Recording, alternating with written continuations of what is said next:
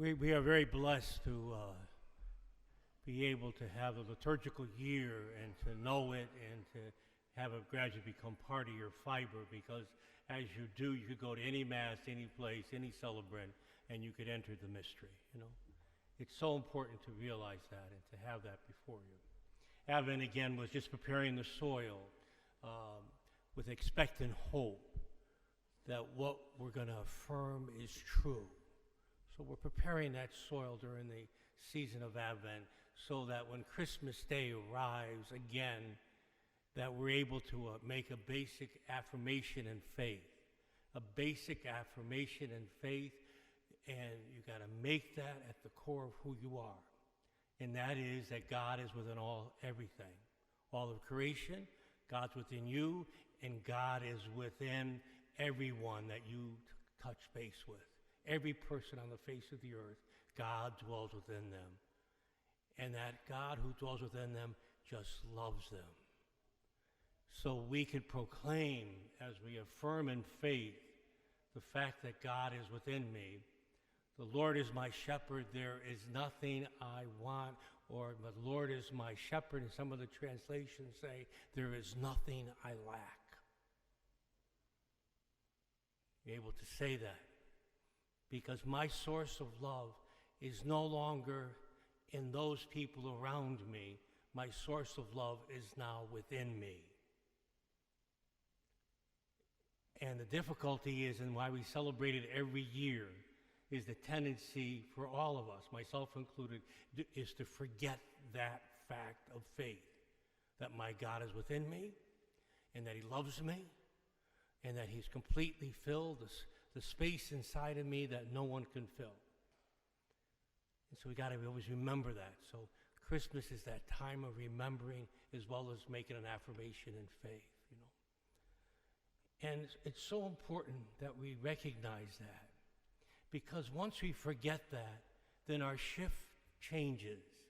Instead of looking inside to experience profoundly the fact that you are loved in the very core of who you are, your strength, your weakness, your sin, your brokenness, everything, you begin to shift your focus onto others, and you begin to say, you have to be for me. And if you don't be for me the way I think you should be, I'm going to cut an attitude with you. It might even be a point where I'm going to cut myself off from you because you didn't live up to what I thought you should be for me. Isn't it amazing? And so all of a sudden now, what happens is you begin to look outside yourself for that which is already inside yourself. And you really begin to believe and affirm that my source of love is within everyone. And so we begin to let that permeate, to sit deeply inside us. That's Christmas. And then the first day after Christmas, which was Thursday, the church puts in a wonderful feast called the Feast of St. Stephen, the first martyr of the church. And it reminds each one of us that once you stand in a loving stance rooted in your God, it's going to cost you greatly, because you're going to have to deny the self. The self is going to have to die. You can't have a big ego and expect to love other people. The more the ego pulsates, the more you edge God out of your life, the more you forget who you are. The I gets bigger and bigger and bigger and bigger and bigger and bigger and bigger and bigger and bigger and bigger. And then, so you can't see anyone, because as all you're seeing is the I. And then the me gets louder and louder and louder and louder and louder. Me, me, me. You can't hear anyone because that me is drowning everyone else's voice out. So the church says it's going to cost you. You're going to have to die to yourself. You're going to have to take the air out of the I. You're going to have to turn the volume down or off on the me, so you can be free to see and hear someone else. And the beauty of this liturgical year, between Christmas, it always puts that first Sunday called Holy Family Sunday. And what it's basically saying, this is the first arena, this is the first playground that you're going to live out of a new awareness that you are loved by your God, that you're going to live out the first awareness that your focus of love is not trying to get love from them, but to give love to them. So it places to you and in front of you saying, this we need to work on. And as you go through the liturgical year, it'll gradually push you out from your family into the world, where it's asked the question, who is my neighbor, Lord? And Jesus said, the Samaritan, your enemy, to the Jewish man, you know? So it pushes you out. So if you miss the first practice in the context of your family, you'll never get to the outside area at all. You won't even come close to it. And so what does that mean practically then for me? If you're a parent, your source of love is within you. It's not in your child. It's not in your spouse if you're a child, your primary source of love is not in your mommy and daddy. It's within. And your siblings, your parents, your grandparents, those who make up your family, their job is very simple, to help you access that source of love within you. Because, why? If you're not in touch with it, you're going to put expectations on those in your family, and when they don't deliver, then confusion starts, games are played. If children put on their parents that they are the primary source of love for them, and the parent doesn't deliver, they can't deliver because they can't fill that hole inside of me or any child, what does it mean? It means that that child will hold on to that rejection at the core of who they are, and they'll spend the rest of their life in prison of that. Because somehow mommy and daddy didn't deliver what I needed or what I wanted to somehow deal with my life. And until you as an adult access it and it's healed, the God within, you'll never be free. It's amazing. I've seen people 60s, 70s, 80s, even 90s controlled by the fact that they thought their parents were their primary source of love. And because the parent wasn't able to deliver because of their brokenness, because of their own frailty, they never let themselves be loved again by anyone. Isn't it amazing? And so one of the things we celebrate every Christmas is a reminder to all of us, you can't make anyone your one and only. You can't make anyone your primary source of love. What you need is someone to help you access the source of all love, which is inside you. The playground played out. And so that's my playground. And so what do I seek to do? I seek to be in a loving stance in a family that's broken. I seek to be in a loving stance that a family has issues and stories, sometimes multi-generational stories, that have been handed down methodically from one generation to another generation.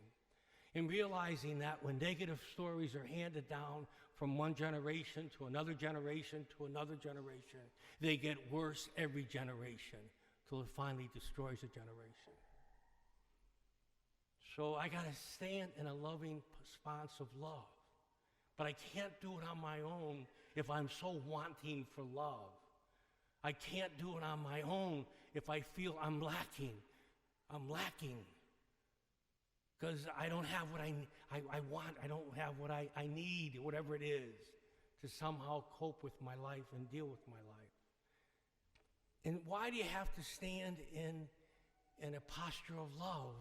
Not in your own ability, but in the fact that your God is loving you at this moment like you've never been loved before, is delighting in you like you've never been delighted in. He loves you so much, and delights in you so much, but you don't know it. And that's a sadness. Because you have a unique opportunity once you know it, once you have a new awareness, once you touch into it. Because every person has God within them. Every person has already been touched by God's love in your family. Every person. But the problem is, if you make them the source of love, you can't see it. You can't see it. I want you to think of the field that Jesus talked about. And he said, the farmer went out to sow some seeds. Some fell on the hard ground. Some fell on the briars and the bushes, the thorn bushes, you know. Some fell on the rocky ground, and some fell on the fertile soil. That soil in that person's life is where they let God love them, whether they're aware of it or not.